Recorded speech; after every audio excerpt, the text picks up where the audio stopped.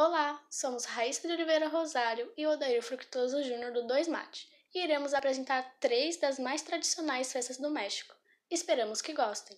Vou começar citando alguns dados gerais sobre o país para contextualizar melhor a apresentação. O México possui uma área territorial de 1.972.547 km², tendo como sua capital a Cidade do México. Segundo as estimativas de 2021, 126,9 milhões de pessoas habitam o país. A moeda utilizada no país é o peso mexicano. Algo que nem todos sabem é que o país conhecido por México, na verdade, se chama Estados Unidos do México. Na presidência temos Andrés Manuel López Obrador, que está no poder desde dezembro de 2018. Os idiomas falados pelo México são o espanhol, que é a língua oficial, e também algumas línguas regionais, sendo a principal delas o náhuatl. Carnaval de Veracruz. Sim, o carnaval não é exclusivo do Brasil. No México e em outros países também é possível curtir essa festa que nós, brasileiros, amamos tanto.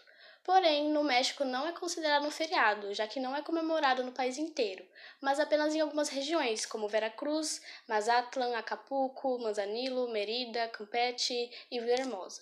O Carnaval de Veracruz é uma das celebrações mais famosas do país, atraindo muitos turistas todos os anos. Característico pela sua grande tradição e alegria, é considerado o carnaval mais feliz do mundo. Guelaguetza. O festival de Guelaguetza em Oaxaca antecede a chegada dos espanhóis bastante significativamente, provando sua importância histórica e cultural para a grande população indígena do estado de Oaxaca. Seu nome é abertamente indígena, também em origem, vindo do zapóteco que livremente traduzido significa troca recíproca de presentes e serviços. No entanto, o Guelaguetza modernizou-se significativamente e mudou ao longo dos anos. Anteriormente, estava mais intimamente associado a celebrações religiosas em homenagem a Centeotl, a deusa do milho, que se dizia garantir uma colheita abundante. De fato, até hoje as pessoas de todo o Oaxaca se reúnem no Jardim del Panuelito para eleger uma mulher local de uma das 8 áreas que participam das festividades, que desempenharão o papel de Centeotl durante a Guelaguetza daquele ano. Com a chegada dos espanhóis, o Guelaguetza viu a adição e inclusão de muitos elementos cristãos. Como tal, o sacrifício humano estava de fora, e a Virgem del Carmen estava dentro. No século passado, o Guelaguetza expandiu-se e diversificou-se, incorporando as tradições de povos de 8 regiões distintas em todo o estado de Oaxaca, exibindo suas danças únicas, vestimentas e tradições. Às vezes conhecido como Los Lunes del Cerro, a comemoração do Guelaguetza é um dos maiores eventos culturais indígenas do calendário mexicano. Ocorre principalmente na cidade de Oaxaca, bem como algumas das aldeias circunvizinhas menores, nas 2 segundas-feiras que seguem ao 16 de julho. Embora seja agora uma enorme atração turística, é também uma peça-chave do quebra-cabeças que garante a sobrevivência de grupos e tradições indígenas. A dança é a atração principal da celebração, pois grupos vestidos com trajes tradicionais e vibrantes das comunidades indígenas mexicanas se reúnem para mostrar talentos e rica herança cultural, antes de presentear seus respectivos proprietários. No entanto, a dança não é o único atrativo da Guelaguetza, já que os pratos típicos da região também são servidos. Há uma feira mescal anual e muitos artesanatos são exibidos e vendidos no centro da cidade, e além, o vestido tradicional usado pelos bailarinos e muitos participantes, muitas vezes adornado com bordados pesados e fitas coloridas. É verdadeiramente algo para se ver. Dia de los Muertos.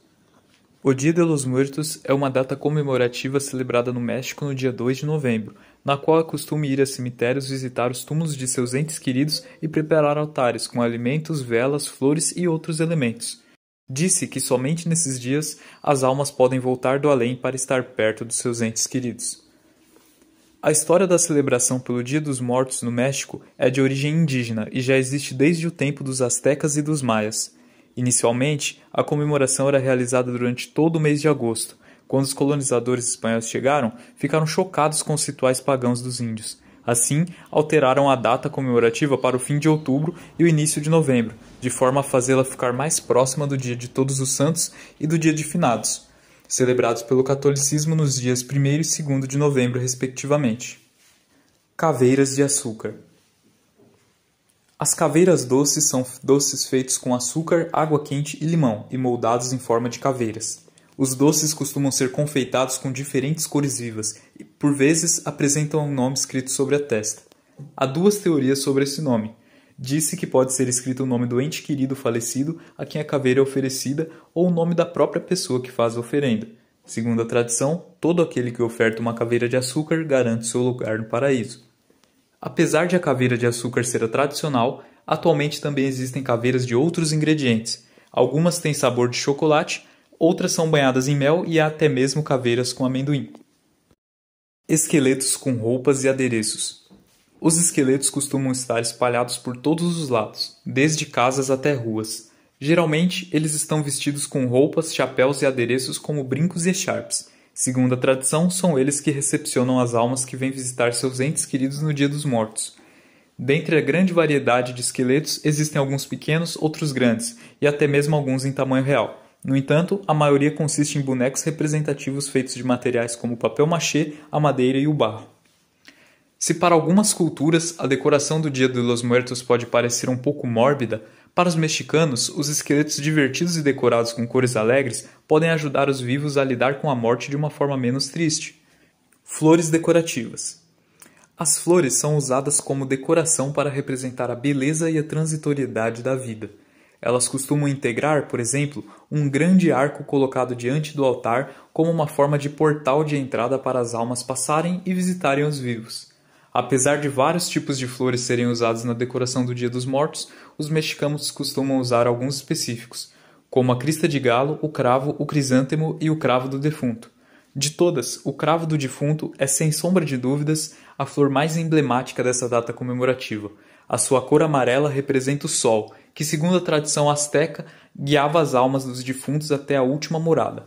Além de a própria flor ser utilizada na decoração dos altares e túmulos, suas pétalas costumam ser usadas para formar um caminho até o altar dos mortos, de forma a ajudar as almas dos entes queridos a encontrá-lo.